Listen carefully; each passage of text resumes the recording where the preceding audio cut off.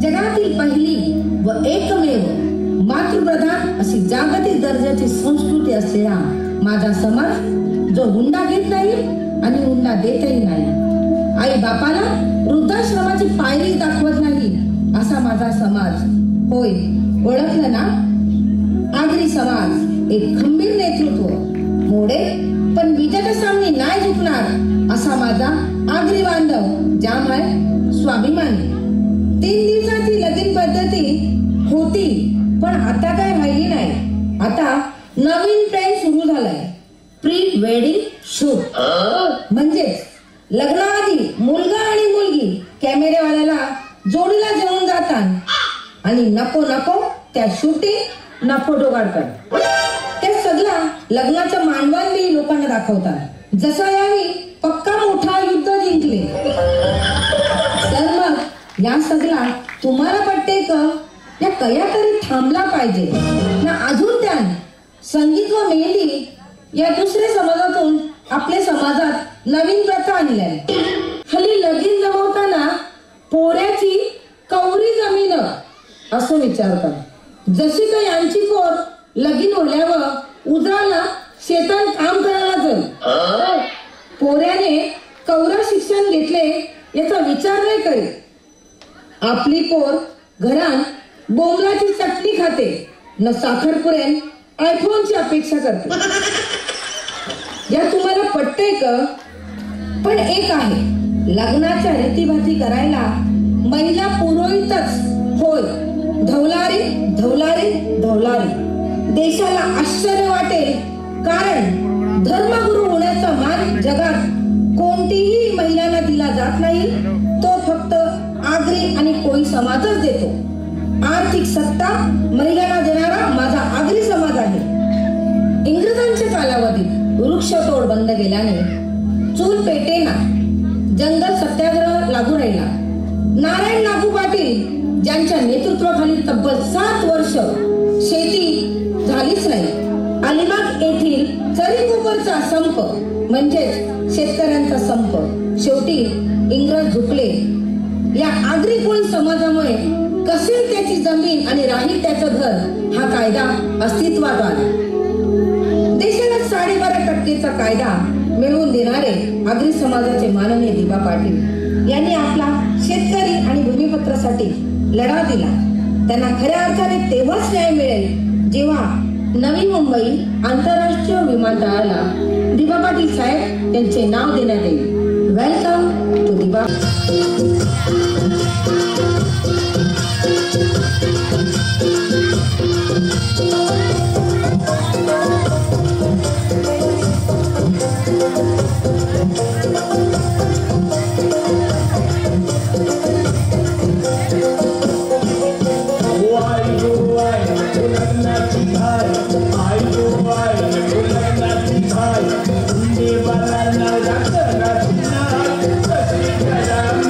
Bye.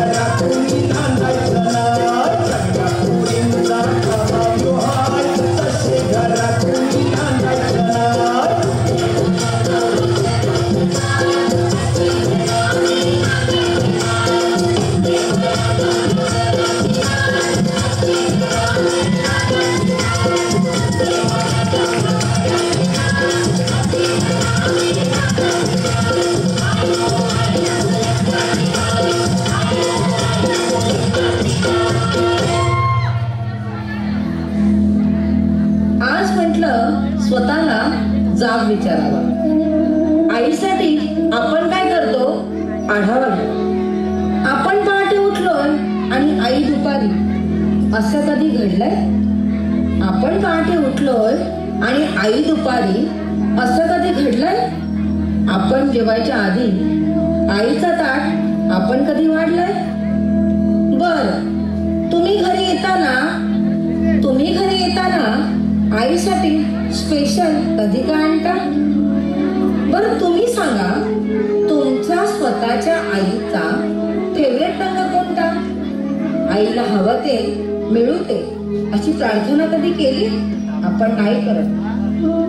देवा, आईला पाहिजे ते मिळू दे असं कधी केलं? तिच्या बर्थडेची पार्टी तिच्या मैत्रिणींना बोलून देतो, हे सगळं ती करते. तिने केलेला पसारा कधी आपण आवरता? तरी बाळाला कोणी बोलले की तिचे मन येते भरून. आपण मात्र बोलताना शिव्या आईवरून. लक्षात ठेवून बाळाला ती सतत हात पसरते नशिबापुढे, कधी देवापुढे, कधी दैवापुढे. माझ्या बाळाचे भलं होऊ दे. स्वतः मात्र दुपारची बीपीची गोळी विसरते. आईची आई होऊन बाळांनो कधीतरी वागा ना. आईची आई होऊन बाळांनो कधीतरी वागा ना. तिचा खडबडीत हात हातात घेऊन एकदा बघा ना. कितीही कर्तृत्व गाजवा तुम्ही, झेप कमी पडते. कितीही कर्तृत्व गाजवा तुम्ही, झेप कमी पडते. खूप उंचावर गेलात तरी आईनं कडेवर घेतल्यावरच आपली उंची वाढते. उगाच कशाला त्या अध्यात्म आणि श्रद्धेच्या गप्पा आणता? उगाच कशाला त्या अध्यात्म आणि श्रद्धेच्या गप्पा आणता? आईच्या पोटी जन्माला येता आणि देव कुठे म्हणता? आईला सतत मुलांचा ध्यास आणि त्यांच्याच प्रेमाची धुंदी. आईला सतत मुलांचा ध्यास आणि त्यांच्याच प्रेमाची धुंदी. बाळांनी गंमत आणली नाही तरी स्वतः मात्र आनंदी. नका करू स्पर्धा कोणाशी, नका करू हेवा. नका करू स्पर्धा कोणाशी, नका करू हेवा. जग जिंकायचे का तुम्हाला? जग जिंकायचे का तुम्हाला? मग आईच्या पायावर डोकं ठेवा, आईच्या पायावर डोकं ठेवा.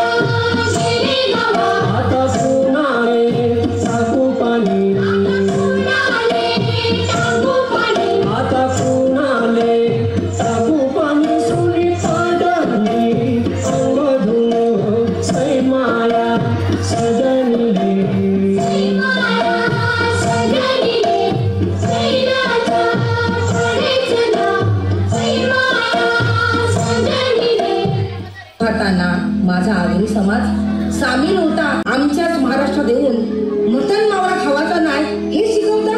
अहो, बाहेरून आलेल्या लोकांसाठी जो पैसा खर्च होतो तो कोणाच्या वाट्याचा आहे?